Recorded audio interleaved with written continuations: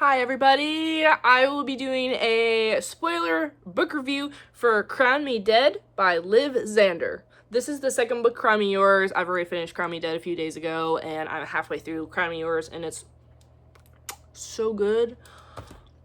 Crown Me Dead, if you don't know what it's about, it's not a very long book. It's only 270 pages. It is about a grave digger girl named Alara. Her family have all lived in the cemetery, all have been grave diggers. And she gets approached by a man named Vale, a very nice dressed man, and he's like, you are the one, you're gonna help me break the curse that the crown has. And she's like, what does that mean? So all of the land is known as the rot. Not the land known as the rot, but they all have rot. So they rot from the inside out and basically like die. Like they lose fingers, their lungs fill with blood, they will get pussy and welted and purple, and body parts slide off, and maggots. The maggots are gross. They do have maggots that like crawl under their skin and you see them move. It's so gross. So Alara's mom is okay right now. Her brother has a few fingers that have rot on them, so he's getting it. He's a little like, doesn't have the stamina, a little weak now. I think they said he was 15, so he's younger than her.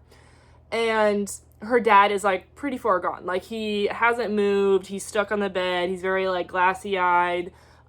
He's constantly like, he's not throwing up, but he's like coughing up this like black bloody sludge. It's disgusting. So the man Vale comes up to Alara and he goes, the crown needs to be fed blood in order for the rot to go away. So every 15 years, the crown needs to be fed in order for the land and the people within the land to stay rich, healthy, all the good things. So the current king, Kale, has not done that. He has surpassed those 15 years.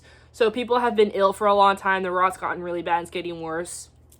So she's desperate. Her brother is not doing good. Her mom is most likely to go next. She's likely to get it. Like, it's just, everyone knows this is how they're going to die. It's just a matter of when. So she's like, yeah, sure, I will die for the whole, like, country, land, to get healthy and my family to live and be healthy again. So she's sacrificing herself. She sees one for many. So she goes to the castle, meets Kale, the king, who is basically a rotting zombie corpse who sits on this like couch and like has like molded from the inside out and is all pussy and disgusting and has like no face and he has maggots under him. It's disgusting. It's so gross. And she's there as his caregiver. So she's like, hi, I'm here to like take care of you and stuff. And he's like, I don't want your help. And she's like, let me help you. Like, this is what I'm here for and everything. Like, my family's struggling. I'm here to get some like food and coin to care for my family. Let me care for you. Let me do my job. I need this. And he like stabs like a pus bubble in his chest and like pus oozes, like squirts at her, and maggots squirt at her and go like in her mouth and down her throat. So of course she freaks out and runs away because that's fucking disgusting. So she goes back to her room and Vale's like, you have to wed him, bed him, and then let him kill you. And like you get the crown. He does the coronation and then he kills you. All is better. She's like, I gotta do that thing. And he's like, yeah. So she's like, okay. So she starts to take care of Kale. Kale starts to kind of, he pushes it back against her. But he starts to let her. And then it goes from there. And there's a lot of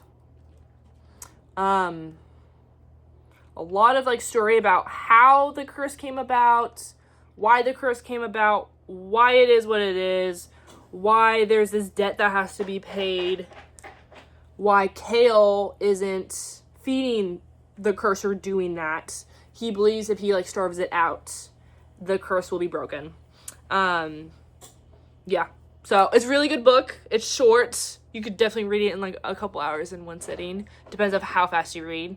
And writing is absolutely fantastic. Story is so unique and different. I love the grotesque parts are disgusting, but I love them because a lot of books like try to keep it tamed because they want more people to be able to read their books. But it's disgusting. The rot and the maggots,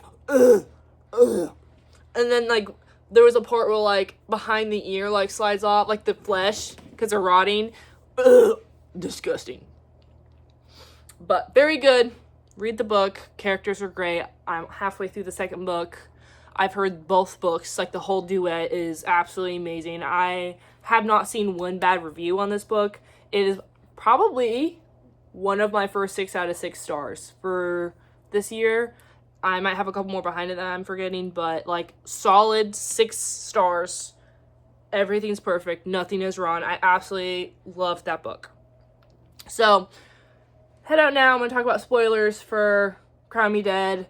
No spoilers for Crown Me Yours, the second book. So, if you like spoilers or you've read the book, stick around. If not, come back when you've read it. And again, only for Crown Me Dead, not for Crown Me Yours at all. So, Vale. Vale is the personification of death. And it's so good. It's so good. I hate him, but I like him at the same time. I love Alara. From what I've read so far, the second book, I like her better in the second book because she's more like, understand what's going on.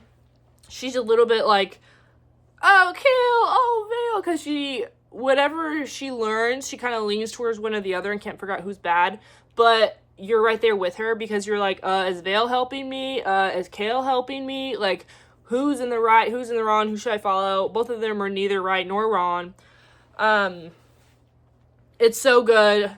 Vale and Kale is a little weird for names. Like, we could have done something a little different. I like Vale. I don't like Kale. I don't like Kale at all. I don't like the name Kale. Kale's backstory was really beautiful. The writing is so poetic. I love how they handle grief and death and the emotions and Alara's emotions, how she's so strong and thinks things through, yet she gets scared and emotional and cries. Like, when she saw Vale as death for the first time, and he's like this, like, half rotting human. Sorry, I have, like, a cat hair stuck somewhere because my cats keep laying on me and it's floating hair into my face. But I like how she, like, freaked out and, like, hid under the table and was like, get out of here, get out of here. It's like, oh, no, it's fine. She's like, get out of here. Because, honestly, any of us, if we saw that, would probably react to it, especially after kissing him multiple times and that being her second time sleeping with him. So, not only did they sleep together, he actually literally boned her because he's basically a skeleton with some, like, tendon things. It's gross. Really gross. But the back and forth and, like, trying to figure stuff out. I'm not a big fan of Vale. See, this is why I don't like the names being similar. But Vale kind of going with what Alara thought about him being the eldest son and that Kale is his younger brother and he took the crown from him. I know he did it to basically gaslight her into that, to kind of be like, do the plan that we agreed on, wed him and have him kill you so the debt can be paid. And I don't know why he wants the debt to be paid so bad. We still don't know.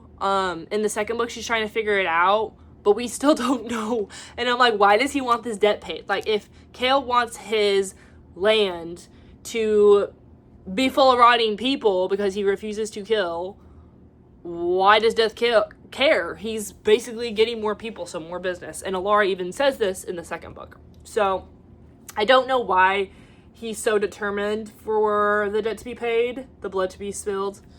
But you find out that Vale's literal heart is basically, heartstrings are attached to that crown. So, he can't feel love, he can't feel anything, he's, like, dead inside. So, when he's with Alara, he's like, I actually can, like, feel my heart again. Like, he basically falls in love with her. And then the ending. I watched a spoiler video before. I read the book, so I already knew everything and the ending. But to see her kill Kale and, like, her become the queen and Vale, like, coming in as, like, they start the coronation thing. And Vale was like, you are not doing this. And he's, like, running to them. And Kale's like, kill me. And Alara's like, whatcha? It's so good. I cannot stress enough the writing. The writing is so good. It is so poetic. I love how she doesn't just, the author, doesn't just state it matter-of-factly. A lot of books do that nowadays. It is one of my number one pet peeves. My neighbor decided to start his motorcycle, so that is so fun.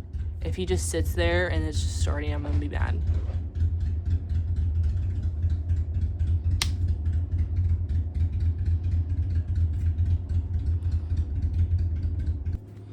He finally left. He sat there forever just revving his engine. I hate living in an apartment complex. I don't even remember what I was saying now, but oh, the writing. Like the first thing that I think of when I think of the writing is at the very beginning of the book when like a moth hits the window, which she doesn't even say window, she says like glass pane or something. And when the moth hits the window, the dust comes off and leaves like kind of like a print. She basically says that when the moth hits the glass pane, it leaves its lace behind.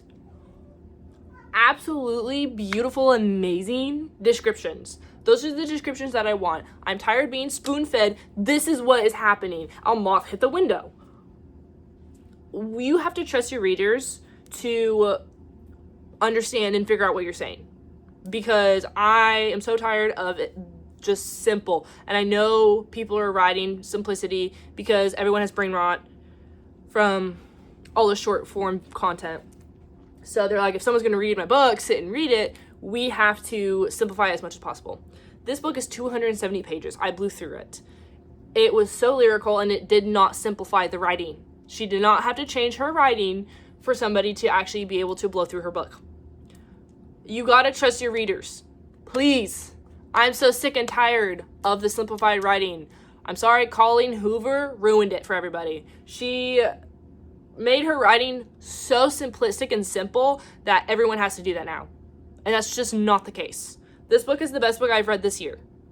So I'm so glad that the author just wrote how she writes, how she thinks. It's so lyrical and beautiful. When the part between, I don't remember if it's her and Kale or her and Vale. Again, I can't get over the names.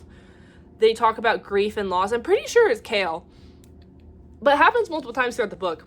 It's so good and gut-wrenching. And from somebody who has lost somebody in death, it's a way where you can understand and relate in such a deep way because you can't write like that unless you've actually lost somebody before. And it just hit home for me, the grief part of it, and it was just so good. Like the way that grief is, so good. And then you're literally like, there's death, so he talks about it, and then Kale, who has lost 2 mothers, is so good. So very good. I am so excited to read the second part. I'm already halfway through. I cannot wait to see what happens. I keep seeing a lot of people crying, like filming themselves crying. I have a guess.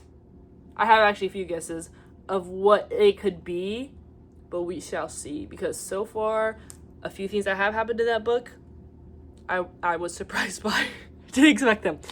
So, 6-star read. Please go read the book. Do me a favor and read the book. Yes, there is some graphic, squeamish, icky, pus maggot parts, and it goes in her throat. But she cleans it out, so it's fine. She doesn't swallow a maggot. It just kind of goes in her mouth. So, once you get past those parts,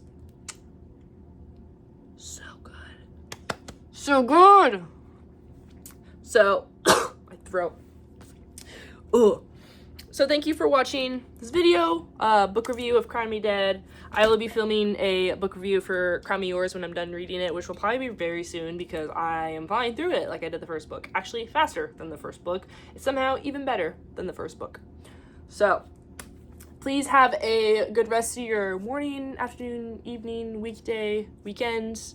And again, just thank you for watching. I appreciate you guys seem to love the book review, so I will be trying to do more long form content of the book reviews. I hate editing, so they probably will not be edited. It just drives me insane. I've tried to edit it, and it just takes me weeks and weeks, and I'm like, I'd rather just post multiple videos a week than have one video I'm editing forever. So, a lot of stream of consciousness, a lot of ums. I'm trying to work on my ums. I'm trying to just be quiet and let myself think the next few words instead of being like, but, and, because it's so bad. It's gotten so bad the older I've gotten, so. And so, I say so much.